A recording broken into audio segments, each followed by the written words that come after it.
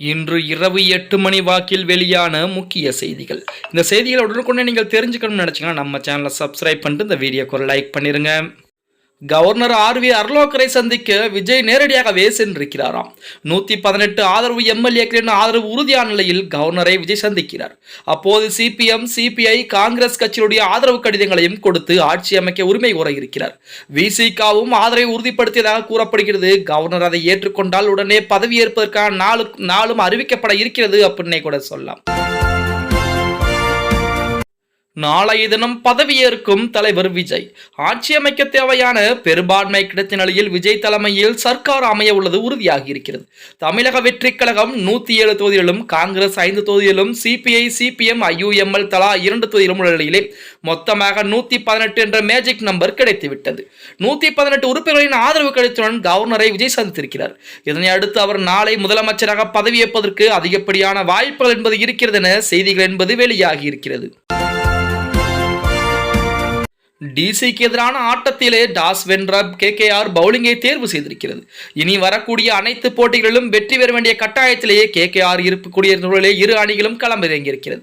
இந்த இரு அணிகளும் இதுவரை நேருக்கு நேர் மோதிய 34 ஆட்டங்களில் 19 முறை டிசி வெற்றி பெற்றிருக்கிறது அப்படின்னே கூட சொல்லலாம். ஆட்சியிலே பங்கு கொடுத்தார் விஜய். தமிழக வெற்றிக் கழகம் ஆட்சி அமைய ஆதரவளித்துள்ள சிபிஐ, சிபிஎம் கட்சிகளுக்கு அமைச்சரவையிலே 2 இடங்களை கொடுக்க விஜய் முன்வந்துள்ளதாக தகவல் என்பது வெளியாகி இருக்கிறது.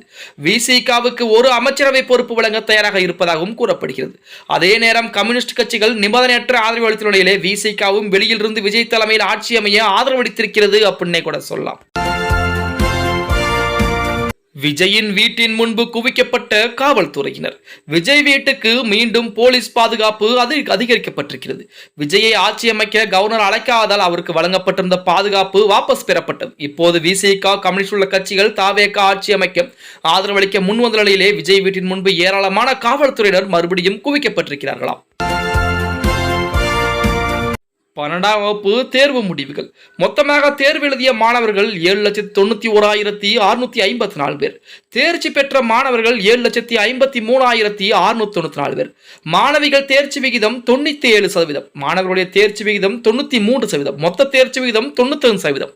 அதே போல முதல் 5 இடங்களை பிடித்த மாவட்டங்கள் எது அப்படின்னு பார்த்தோம்னா, முதலிடத்திலே ஈரோடு மாவட்டம் 98.87% விழுக்காடு வெற்றி வாய்ப்பை பிடித்திருக்கிறது.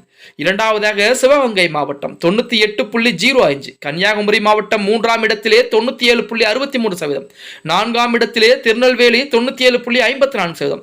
5ஆம் இடத்திலே திருச்சி 97.50% மாணவர்கள் இந்த மாவட்டத்திலே அதிகப்படியான பால் மார்க் பாஸ் வாங்கியிருக்காங்க அப்படிங்கிற மாதிரி செய்திகள் என்பது உலா வந்து கொண்டிருக்கிறது. நாங்கள் கூட்டணிக்கு வரவில்லை, ஆதரவு மட்டும்தான் கொடுத்திருக்கிறோம் என திமுக கூட்டணி கட்சிகள் திடீர் அறிவிப்பு. கவர்னர் ஆட்சியை தவிர்ப்பதற்காகவே விஜய்க்கு ஆதரவு கொடுத்துள்ளதாக கம்யூனிஸ்ட் கட்சி தெரிவித்திருக்கிறது. செய்தியாளர்களை கூட்டாக சேர்த்த சிபிஎம், சிபிஐ தலைவர்கள் கவர்னரின் மூலம் கொள்கைப்புறமாக ஆட்சி அமைக்க பாஜக திட்டமிடுவதாக குற்றம் சாட்டியிருக்காங்க. மேலும் தமிழக வெற்றி கழகத்திற்கு வெளியிலிருந்து மட்டுமே ஆதரவு மற்றும் கூட்டணி இல்லை என்றவர்கள் மக்கள் நலன் சார்ந்த விவகாரங்களில் திமுக தொடர்ந்து பயணிப்போம் என தற்போது அதிரடியான தகவலை சொல்லியிருக்காங்க. புதிய ஆட்சி அமைக்க ஆதரவுகளை தெரிவித்த முதல்வர் மு.க.ஸ்டாலின், அதாவது முன்னாள் முதல்வர் மு.க.ஸ்டாலின், புதிய ஆட்சி அமைப்பதற்குரிய நடவடிக்கைகளை கவர்னர் உடனடியாக எடுக்க வேண்டும் என ஸ்டாலின் வலியுறுத்தி இருக்கிறார். தனது எக்ஸ் பதிவிலே தேர்தலில் வென்று சட்டமன்ற உறுப்பினர்கள் பதவி பிரமாணம் எடுக்க கொள்வதற்கும் மாநிலத்தின் நலனை முன்னெடுத்துச் செல்வதற்கும் புதிய அரசு அமைய வேண்டிய காலத்தின் கட்டாயம் என்பது இருக்கிறது. அது மட்டுமல்லாமல் ஜனநாயகத்தின் மிக முக்கிய பணியும் இருக்கிறது. அதனால் கவர்னர் மிக வேகமாக முன்வந்து ஆட்சி பணியினை விஜயிடம் கொடுக்க வேண்டும் என மு.க.ஸ்டாலின் அதிரடியான வார்த்தையை சொல்லியிருக்கிறார். இன்று இரவு 8 மணிக்கு மேல் தமிழகத்தில் மழை பெய்வதற்கு அதிகப்படியான வாய்ப்பு. தமிழ்நாட்டிலே இன்று 8 மணிக்கு மேல் திருவண்ணாமலை, தர்மபுரி, கிருஷ்ணகிரி, விழுப்புரம், கடலூர், கள்ளக்குறிச்சி, அரியலூர், பெரம்பலூர், கரூர், திருச்சி, சேலம், நாமக்கல், மயிலாடுதுறை, தஞ்சாவூர், திருவாரூர், நாகை, புதுக்கோட்டை, ராமநாதபுரம், சிவகங்கை, விருதுநகர், நீலகிரி, ஈரோடு மற்றும் புதுச்சேரி, காரைக்கால் ஆகிய 22 மாவட்டங்களுக்கு மழைக்கு வாய்ப்பு இருப்பதாக வானிலை ஆய்வு மையம் தெரிவிச்சிருக்காங்க. திமுக தலைவர் ஸ்டாலின் மற்றும் திரிணாமுல் காங்கிரஸ் தலைவர் மம்தா பானர்ஜி ஆகியோர் சட்டப்பேரவைத் தேர்தலில் தோல்வி அடைஞ்சிருக்காங்க. மேலும் திமுக கூட்டிலிருந்து விலகிய காங்கிரஸ் தமிழக வெற்றி கழகத்திற்கு ஆதரவு அளித்திருக்கிறது. இந்த நிலையில் மம்தா ஸ்டாலின் படங்களை எக்ஸ் தளத்தில் பகிர்ந்த சமாஜ்வாதி தலைவர் அகிலேஷ் யாதவ் இக்கட்டான காலத்தில் கைவிடும் நபர்கள் நாங்கள் இல்லை என்று காங்கிரஸை மறைமுக விமர்சனம் செய்திருக்கிறாராம். பதறி ஓடிய கனிமொழி. தமிழக வெற்றி கழகம் பெரும்பான்மை நிர்வகிக்காதால் ஆட்சி அமைப்பதில் சிக்கல் ஏற்பட்டுள்ளது. இந்த நிலையிலே திமுக அதிமுக இணைந்து ஆட்சி அமைக்க உள்ளதாக சமூக வலைதளங்களிலே தகவல் என்பது வெளியாகிறது. அதை பற்றி கனிமொழியிடம் கேள்விகள் கேட்கப்பட்ட போது கனிமொழி எனக்கு ஒன்றும் தெரியாது, என்னிடம் கேள்விகளை கேட்காதீர்கள் என வெளியேறி சென்றிருப்பதாக செய்திகளும் வெளியாகி கொண்டிருக்கிறது.